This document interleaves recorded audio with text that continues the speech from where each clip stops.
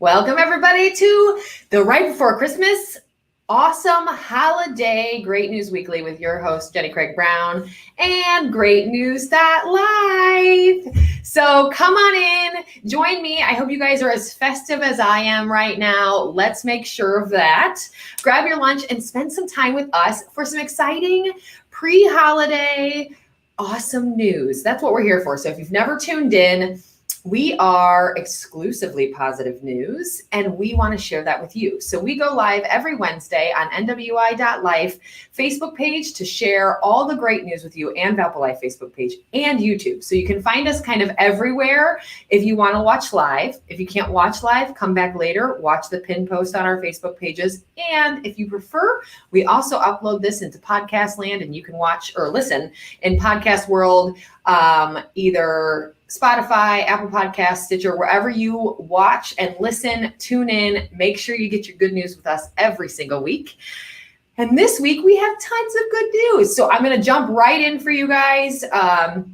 I have an update. So if you guys watched last week, we had an exclusive interview with Santa, and he passed along a recent update. So Santa worked with his team, and they got 274 items donated to the Hilltop Pantry as part of their virtual Santa visits. So thank you to Santa. Thank you to Jonathan Ray and everybody who donated this holiday season. You guys truly made a difference, and we wanted to make sure you knew how much of a difference you actually made. So thank you so much to everybody that made that happen. That's a ton of stuff.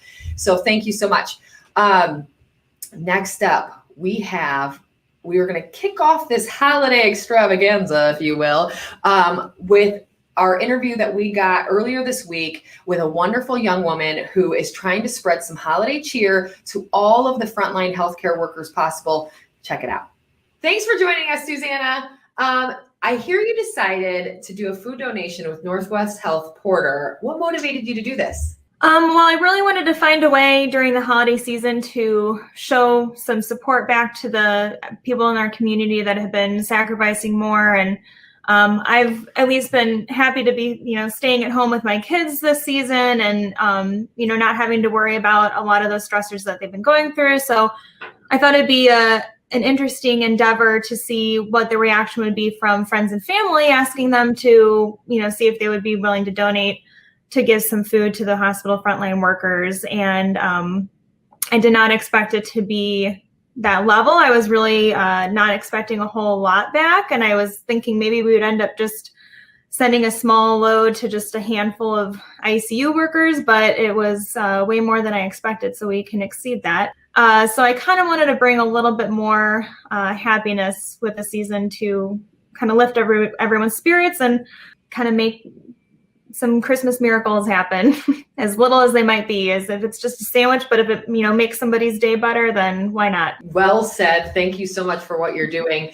You had mentioned earlier that you were hoping to work with a local business. Have you connected with any that are going to support you? Yes. And at first I'd reached out to a handful and I wasn't sure what I would get back. And Susie's Cafe wrote me back that afternoon that I wrote them. So I was super heartwarmed that they were so willing to step up. And it's a large amount of food that I'd be asking for. And I said, well, how much are you willing to sign up for? And they said, as much as you guys need. So it was really nice to know that they were willing to work with us as much as possible to feed as many people at the hospital as we can. I agree. Thank you so much to Susie's. I mean, shout out to them. They're really close to our office and absolutely fantastic. So fantastic to see that they're supporting you as well. And I know that you wanted to shout out and thank everyone that's donated. There's been a handful of people that have friends that have shared it multiple times on social media. I know my friends, Jamila and my friends Amber and Melanie, and a lot of my direct family members all stepped up and contributed some, but have either worked in the healthcare industry themselves or, have just been really sympathetic to the situation and wanted to support it. And my friend Melanie Hurley in town, we've done other kind of fundraising stuff through our little kids' school before. And so she was more than willing to step up and help. And hopefully we'll be maybe taking one of the donations for the evening shift whenever we get to that point. So she's been a great help. That's fantastic. And so it sounds like, you've already reached and surpassed your goal. You've got the support of the community and some local restaurants, which is fantastic. With such success, are you planning on doing this more in the future? I would love to. When I saw the amount of response, both online and offline, I got so many messages and just random people through the woodwork reaching out, and it's been a good networking connectivity too, to just see other people in the region that are just motivated to just lend a helping hand. And when you have a lot of helping hands, it makes the work a lot easier. And so, with the pandemic, this was an appropriate cause to take upon. But I come from my maternal mother's side. My grandparents on her family had started like Hilltop Neighborhood House and Project Neighbors and all these things in the community, helping low-income families. And so I would definitely love to start, doing something like that in the future, where we could find and identify other needs in our area that of people that just need a little extra help. Well, thank you first from all of us at GreatNews.Life for being such an amazing community member, because we need more people like you every day. So thanks for all you're doing. And to the public, watch out. Susanna's doing a lot of stuff, and we need to keep an eye on her so that we can keep up and help in any way we can. Thank you so much. I really appreciate it. Have a great day. You as well. Yay! So we actually just got an update from Susanna. She's actually delivering those meals she's trying to hit all of the shifts. So she'll be delivering them tonight and tomorrow. And she also wanted to mention that she got a great partnership with Third Coast Spice Cafe, in addition to the Susie's Cafe. So they are donating and delivering 106 box meals for the evening shift.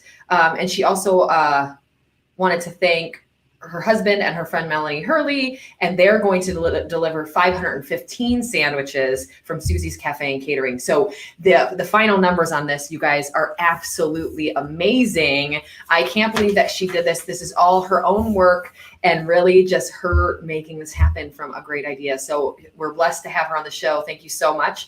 Up next, another one that we are so blessed to have, our very own lifer, Stephanie, sat down with Chef Blake Shelton, who has been featured on many baking shows, including Netflix Sugar Rush and Food Network's The Big Bake. Check it out.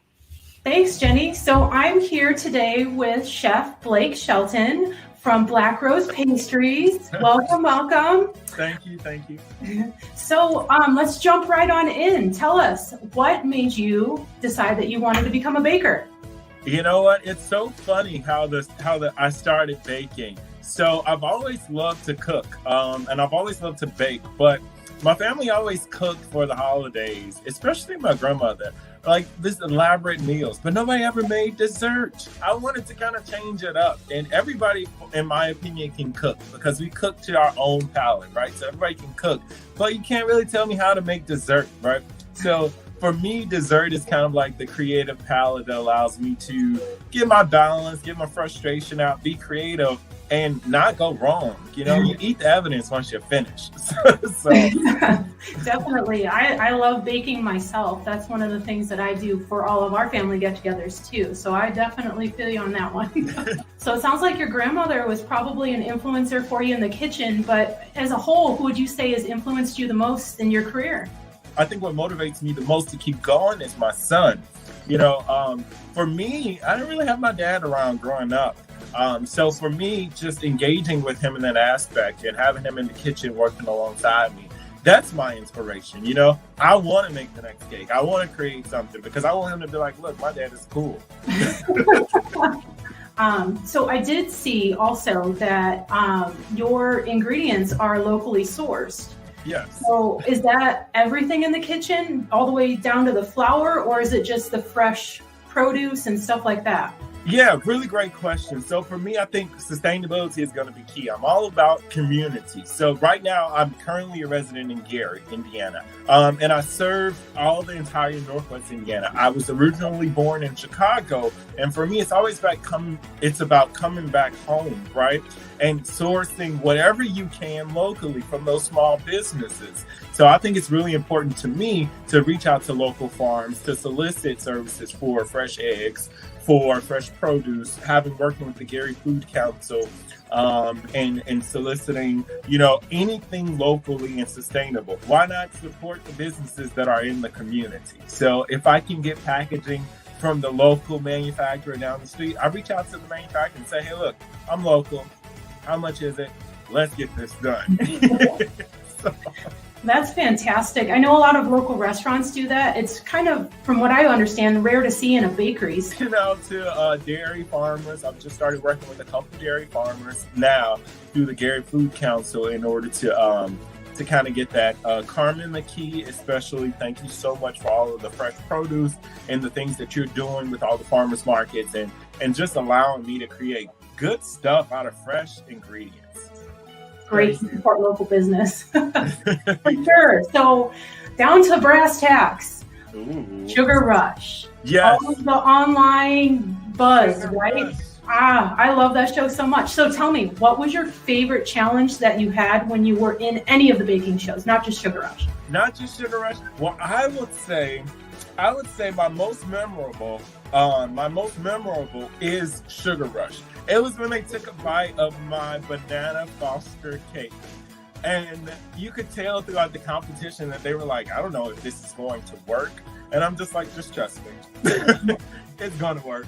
And when they ate it and they started doing their dancing and closing their eyes and saying, yum, yum, yum, this reminds me of stuff growing up with my grandmother and my great-grandmother and my family, that just hit home. And thank you very, very much for your time. Black Rose Pastries, everyone, go get your fix for the holidays. Yes, I'm ready for y'all. So let's get it done. Absolutely. Back to you, Jenny. Oh, he is such a character. It was so much fun having him. Lifer Stephanie did a fantastic job. And he's actually, I believe, watching live with us too. So what you're doing is incredible. We love having someone so talented from the region. And really, thanks for joining us. It's been so fantastic. I wanted to read some comments because we've got some fun ones, and candidly, some of them are about me. So we're going to talk about them. Dan Petrakis says, love the outfit. Listen, you guys, I bring it for the holidays. I don't do it a lot, but I do bring it for the holidays. You're welcome. We also had Chris Mallman say, Jenny Craig Brown, thanks for being NWI's beacon of great news every week this year. I can't read today. Thank you, Chris. Thanks for watching. Naftalia Ruth was in mentioning the Susanna's food donation said, you're amazing. We need more people like you. I love what you're doing locally. I completely agree. Between her donating locally and Blake sourcing so locally, we're really hitting home that kind of community feel. And that's what we're all about here. So great comment.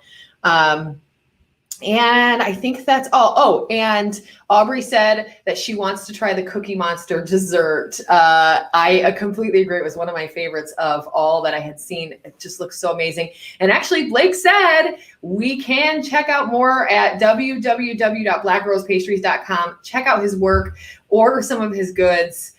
Listen, you might be late for Christmas, but New Year's is right around the corner as well, and Valentine's Day. So hit him up and get some good stuff. So we are going to cap off our Christmas extravaganza we put together a short video recap of the Lifer Christmas decorations, as well as a montage of the holiday coverage we've done this year. You guys check it out, enjoy, come back next week for more great news, and I hope you enjoy. Take care.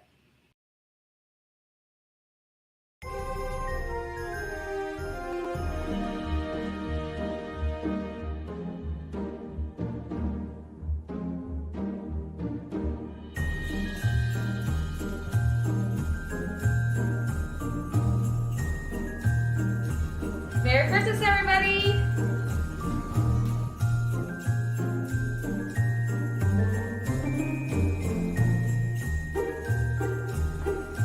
Welcome to Lifer Elftown!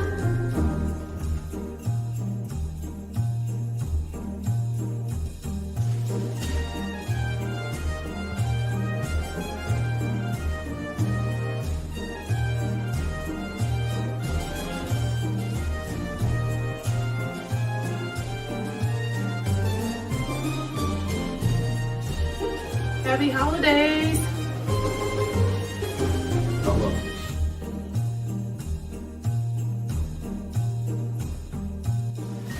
I hope y'all have a Merry Christmas and a Happy New Year.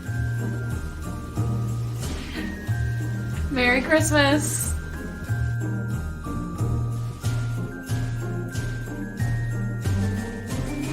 Merry Christmas, everybody.